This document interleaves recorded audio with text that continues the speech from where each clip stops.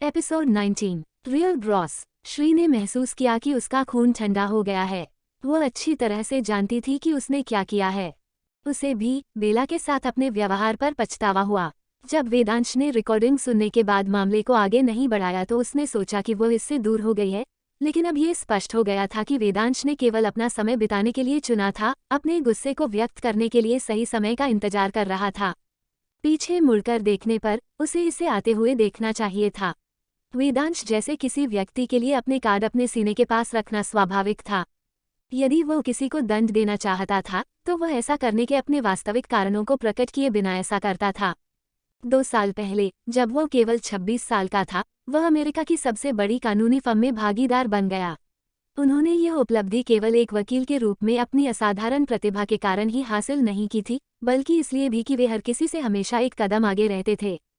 Professor, मुझे माफ कर दे, मैं गलत थी, श्री ने जल्दी से खड़े होते हुए कहा, लेकिन इस केस के बारे में क्या आप इसे लेंगे?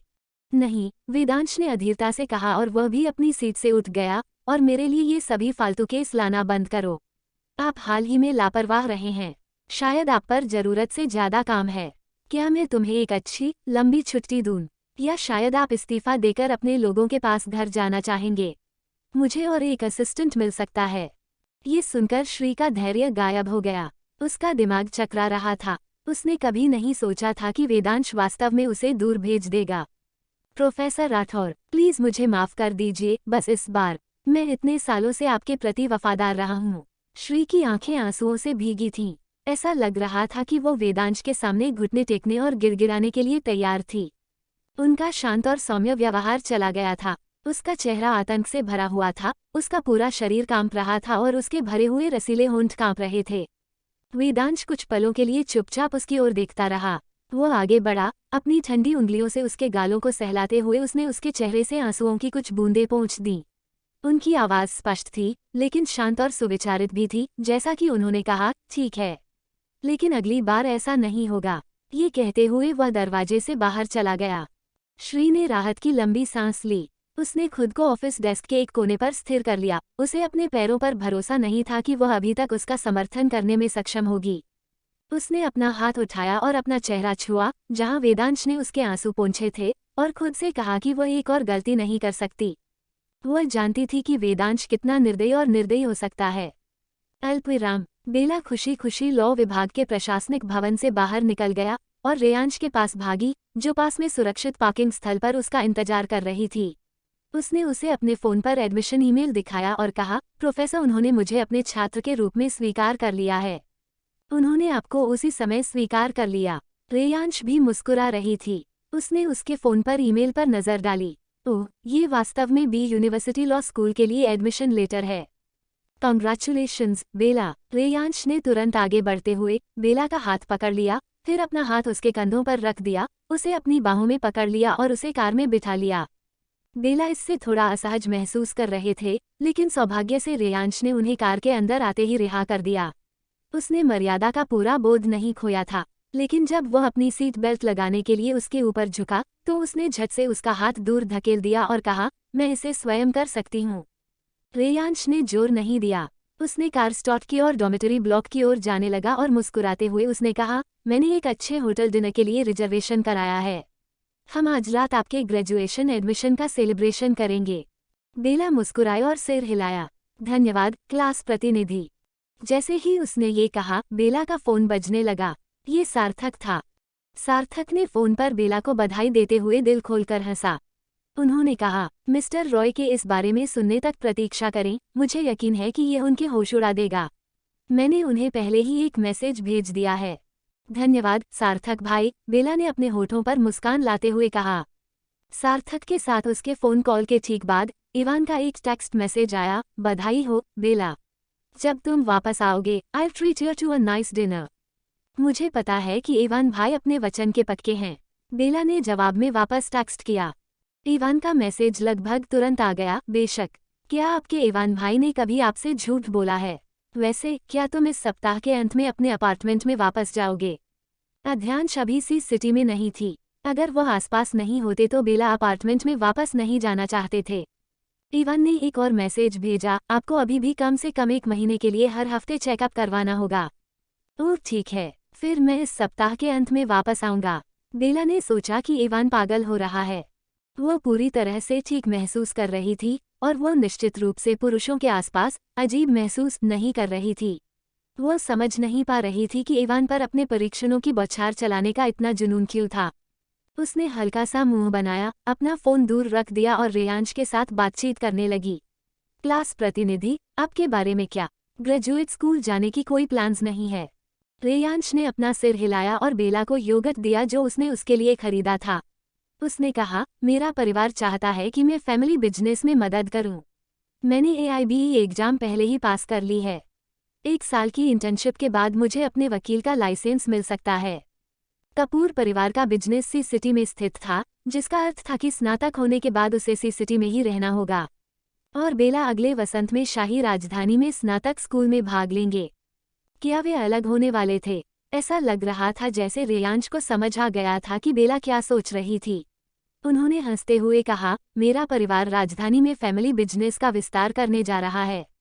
जब आपके वहां जाने का समय होगा तो मैं अपने परिवार से कहूंगा कि वे मुझे भी वहां भेजें, एक एडवांस पार्टी के रूप में, ताकि हमारे बिजनेस का मार्ग प्रशस्त हो सके। इस तरह वो अपनी प्रेमिका की पढ़ाई में उसका साथ दे सकेगा।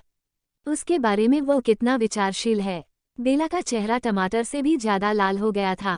वो खिड़की से बाहर देखने के लिए मुड़ गई। रेयांश ने अभी बेला के छात्रावास के सामने रुका ही था कि उसके फोन पर एक मैसेज आया। अलीशा क्लास प्रतिनिधि, अभी मेरे लिए चीजें बहुत अच्छी नहीं लग रही हैं। सिसकते हुए, क्लास प्रतिनिधि, कृपया मुझे कुछ गले लगाएं और सांत्वना दें।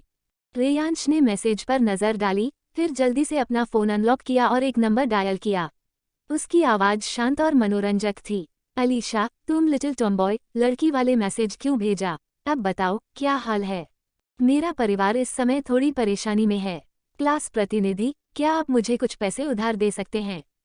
जैसे ही मेरे पिताजी की कंपनी ठीक होगी मैं आपको वापस कर दूंगा। कोई बात नहीं, तुम्हें कितना चाहिए? मुझे 17 लाख चाहिए, सिर्फ हमारे बैंक ऋण पर सप्ताह के ब्याज का भुगतान करने के लिए। हम उसके बाद अपने पैरों पर वापस आ जाएंगे।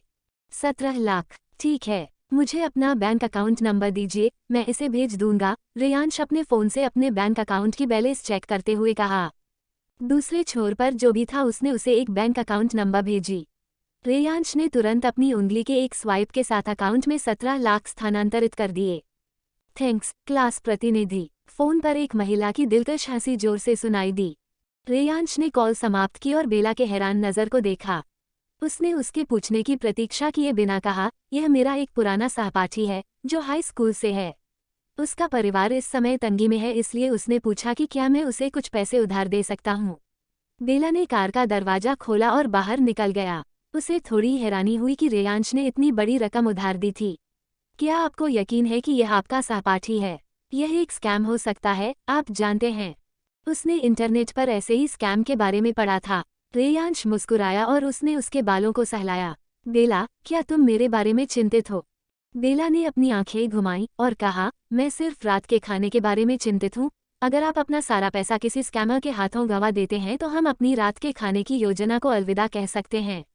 एक छोटे से विराम के बाद उसने जारी रखा, इस बारे में क्या ख्याल है? मैं आज रात के खाने के लिए पे कर दूंगी। मैं वैसे भी अपनी प्यारी डॉर्मेट्री सिस्टर्स को रात का खाना ट्रीट देने के बारे में सोच रहा था।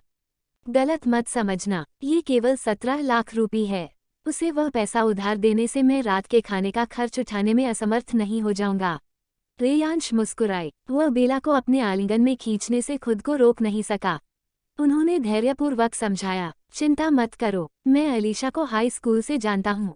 हम काफी करीब हैं और हमारे परिवार भी एक दूसरे को जानते हैं। आपके बारे में कौन चिंतित है? बेला को अब अपने शरीर के बारे में पता चल गया था कि वो उसके खिलाफ थी। उसने अपने सिर को झुकाया और उसके कानों पर सफेद सुनहरे फूलों की बालियां सूरज की रोशनी को एक छोटे से इंद्रधनुष में अपवर्तित कर दिया और रेयांश को कुछ समय के लिए अंधा कर दिया। उसने उसे रोकने के लिए अपनी बाहों को ऊपर उठाया और बेला ने उसे दूर धकेलने का अवसर लिया और जल्दी से वापस उसके डॉम में चला गया। रेयांश उसे देखकर मुस्कुराया और उसे इमारत में प्रवेश करते देखकर ही वहां से चला गया। वापस लौटते समय उन्हें अलीशा का एक और फोन आया। क्लास प्रतिनिधि, तुम एक सच्चे भाई हो, मेरे बेस्ट फ्रेंड के रूप में क्लास प्रतिनिधि जैसे किसी के साथ। दोस्त, मुझे जीवन में कोई पछतावा नहीं है। अलीशा फोन पर इतनी भावुक थी कि उसकी आवाज डगमगा गई। रेयांश मुस्कुराए। हम दोस्त हैं, इसलिए इतना विनम्र होने की कोई जरूरत नहीं है। यह विनम्र नहीं होना है, यह आभारी होना है। अलीशा बहुत खुश थी। क्लास प्रतिनिधि, आप हाल ही में क्या कर रहे हैं? क्या आपने स्नातक की परीक्षा दी थी? नहीं, ग्रेजुएशन नजदीक है और अभी मैं घर जा रहा हूँ। रेयांश ने कैंपस से बाहर निकलने और अपनी जगह पर वापस जाने के लिए स्टीयरिंग व्हील को घुमाया। रास्ते में अलीशा ने उसके साथ कुछ देर बातचीत की। रेयांश ने उल्लेख किया कि वह आज रात रेड मैनर रेस्तरां में कुछ दोस्तों को दावत दे रहा था और अलीशा बहुत खुश थी। क्लास प्रतिनिधि, मैंने अब कुछ वर्षों से वहाँ नहीं खाया है। मेरे लिए बहुत कुछ खाना सुनिश्चित करो। हाँ, मैं करूँगा। रेयांश तब हाईवे रैंप पर चली गईं। मैं गाड़ी चला रहा हूँ, इसलिए मैं आपसे बाद में बात करूँगा। जब मैं वापस आऊँगा तो मिलते हैं।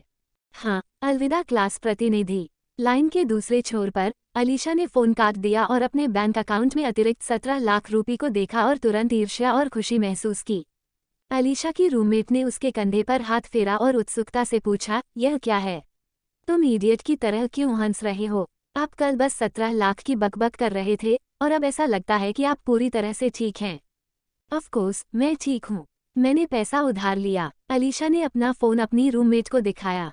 उस खूबसूरत क्लास प्रतिनिधि को याद करो जिसके बारे में मैंने तुम्हें बताया था। हाँ, वो जो पोलाइट और एलिगेंट है और अमीर है। उसकी क्या खबर है? उन्होंने इसे मुझे उधार दिया। मैंने उनसे बस पूछा और उन्होंने इसे तुरंत मुझे ट्रांसफर कर दिया। रूममेट चिल्लाया, सचमुच? उसने आपको बिना किसी गारंटी के 17 लाख उधार दिया है? क्या गारंटी? आपको क्या लगता है कि मेरा उसके साथ कैसा रिश्ता है? हम सच्चे दोस्त हैं। अलीशा जोर से हंसी। यहाँ तक कि सच्चे भाई या सच्चे दोस्त या जो भी हो, बिना किसी सवाल के आपको इतना पैसा ट्रांसफर नहीं करेंगे। रूममेट की आंखें अचानक से खुल गईं और उसने अलीशा का कंधा पकड़ लिया। जब तक वह आप में इंटरेस्ट रखता है, यह असंभव है। अलीशा का चेहरा तमतमा गया। हम वास्तव में अच्छे दोस्त हैं। रूममेट ने अपनी बाहों को क्रॉस किया और उसने उसे संदेह से देखता रहा। अलीशा ने अपना सिर नीचे किया और अपने सामने वाले आईने में अपना प्रतिबिंब देखा। उसकी आंखें चमकदार थीं और त्वचा तरोताजा हो गया था। वह सामान्य से अधिक सुंदर लग रही थी और अपने चेहरे को सहलाने और बुदबुदाने से खुद को रोक नहीं पाई। सच में, क्या ये संभव था कि क्लास प्रतिनिधि ने उसे पसंद किया हो? बिल्कुल। अलीशा, एक अनुभवी व्यक्ति के रूप में मैं आपको बता सकता हूँ कि दुनिया में ऐसे बहुत से पुरुष नहीं हैं जो बिना किसी प्रश्न के आपको इतना पैसा हस्तांतरित करेंगे। आपको उसे पहचाना होगी, इसलिए शुभकामनाएं। रूममेट ने उसे थम्स अप दिया। अलीशा ने महसूस किया कि उसके होंठ मुस्करा रहे हैं। मुझे यकीन है कि आप इस पर ज़रूरत से ज़्यादा सोच रहे हैं। उसने अपना फ़ोन दूर रखा और अपने चैनल बैग की ओर हाथ बढ़ाया। ठीक है, अब जब मैंने पैसे उधार लिए हैं तो मुझे घर जाना है। क्या वह सी सिटी में नहीं है? वे अहमदाबाद में विश्वविद्यालय में पढ़ रहे थे और वहाँ से सी सिटी तक का ड्राइव 3 घंटे का था। हालांकि बुलेट ट्रेन के माध्यम से यात्रा का समय काफ़ी कम होकर केवल आधा घंटा रह गया था। हाँ, मैं बुलेट ट्रेन से घर जाऊंगा और कल वापस आऊंगा। मेरे लिए कवर करने में मदद करें और यदि वे दोपहर में पब्लिक कोर्स के दौरान अटेंडेंस लेते हैं। No problem. अल्पविराम। उस शाम रेयांश ने मर्सिडीज बेंज में बेला और उसके रूममेट्स को उठाया और गाड़ी से रेड मैनर रेस्तरां चली गई। बेला आगे वाली पैसेंजर सीट पर थे जबकि नैना, अंजलि और प्रिया पीछे बैठे थे। रेयांश अपने रूममेट आकाश को भी लाया था। हर कोई उसे स्ट्रॉन्गमैन कहता था क्योंकि वो बेहद लंबा और मांसल था। रेयांश ने कार पार्क की और उन्हें रेस्तरां तक पहुंचाया। अंदर एक वेटर उन्हें उस प्राइवेट रूम में ले गई जिसे रेयांश ने रिजर्व किया था। यह एक क्लासिकल यूरोपीय स्टाइल का कमरा था जिसमें शीशे की छत से सिंगल फाइल में चमकते झूमर लगे हुए थे। एक दीवार पर एक बगीचे में एक नग्न महिला की एक ऑयल पेंटिंग और मोनेट की वाटर लिली श्रृंखला जो अन्य दीवारों पर फैली हुई है ने स्पेस में एक एलिमेंट तत्व जोड़ा। दीवारों के पास कई शैंपेन रंग मखमली सोफे थे। एस्ट्रे, टिश्यू और छोटे रसीले सामानों से लदी कुछ छोटी साइड टेबल ने उनके बीच की जगहों पर कब्जा कर लिया। मैंने पहले ही ऑर्डर कर दिया है, सबके लिए इटालियन। रेयांश स्पष्ट रूप से वहां अक्सर आते थे और खाना और बैठने से परिचित थे। सब एक गोल डाइनिंग टेबल पर बैठ गया और स्ट्रॉन्गमैन ने नैना की चापलूसी करना शुरू कर दिया। नैना, आपने आज इतना सुंदर आउटफिट पहना है, ये कहाँ से है? नैना ने अपनी पतली उंगलियों के बीच में एक सिगरेट पकड़ी हुई थी और उसने सुंदर ढंग से धुएं का छल्ला उड़ाया और स्ट्रॉन्गमैन को तिरछी नज़र से देखा। स्ट्रॉन्गमैन, अगर आप अपने चेहरे से लार पोंछ लें तो मैं आपको ब्रांड का नाम बता दूंगा। क्या मैं लार टपका रहा हूँ? स्ट्रॉन्गमैन ने झट से अपना मुंह रुमाल से पोंछा और महसूस किया कि नैना उसे केवल छेड़ रहा था। उसने परवाह नहीं की और हंसा, फिर उसकी प्रशंसा करता रहा। नैना की ऑरा ने उसे फैकल्टी ऑफ लॉ के क्लास ए में अधिकांश पुरुष छात्रों के लिए देवी बना दिया था। रेयांश उन कुछ लोगों में से एक थी जो उसके आकर्षण का विरोध कर सकती थी क्योंकि उसकी नज़रें केवल बेला पर थीं। वो उसके पास बैठ गया और धैर्यपूर्वक उसके लिए कटलरी की व्यवस्था की, चुपचाप उसे यूज करने का तरीका बताया और यहाँ तक कि उसे एक गिलास दूध वाली चाय भी पिलाई। बेला वास्तव में ब्लैक कॉफ़ी पीना चाहते थे, लेकिन उसने कुछ नहीं कहा। धन्यवाद, क्लास प्रतिनिधि। बेला रेयांश के बगल में बैठा था। प्रिया उसके दूसरी ओर थी। प्रिया ने अपना सिर एक हाथ पर टिका दिया और मेज पर झुक गई। उसने रेयांश से कमजोरी से पूछा, क्लास प्रतिनिधि, खाना कब परोसा जाएगा? मैं इस खाने के लिए आज सुबह से उपवास कर रहा हूँ। प्रिया, मेरे पास कुछ कुकीज़ हैं, तुम्हें चाहिए? हट्टा कट्टा स्ट्रॉन्गमैन वास्तव में एक नर्म पक्ष था और आसपास स्नैक्स रखना पसंद करता था। बेशक, ये भी छेड़खानी की उसकी एक और चाल थी। ये प्रिया था और वह निश्चित रूप से छोटी लड़कियों पर इस्तेमाल की जाने वाली तरकीबों से मूर्ख नहीं बनेगी। वह आकर्षक ढंग से मुस्कुराए और स्ट्रॉन्गमैन पिघल गया। मुझे कुकीज़ नहीं चाहिए, मैं गर्म तली हुई प्याज की पकौड़ी और चिकन विंग खाना चाहता हूँ। स्ट्रॉन्गमैन ने प्राइवेट रूम में सामने खड़ी वेट्रेस की ओर अपना हाथ लहराया और चिल्लाया, गर्म प्याज की पकौड़ी और चिकन विंग का ऑर्डर। लाज। रेयांश मुस्कुराया और उसने अपना सिर हिलाया और फिर बेला की ओर मुड़ा। क्या आपको भी एक प्लेट चाहिए? वे बहुत अच्छे हैं। क्या मैं मछली और चिप्स ऑर्डर कर सकता हूँ? बेला ने अपना सिर झुका लिया। लोकप्रिय अंग्रेजी स्ट्रीट फूड उनका पसंदीदा था। यह एक स्वादिष्ट बियर बैटर में मक्खन में तला हुआ था और टाटा सॉस के साथ मिलाने पर यह बिल्कुल लाजवाब था।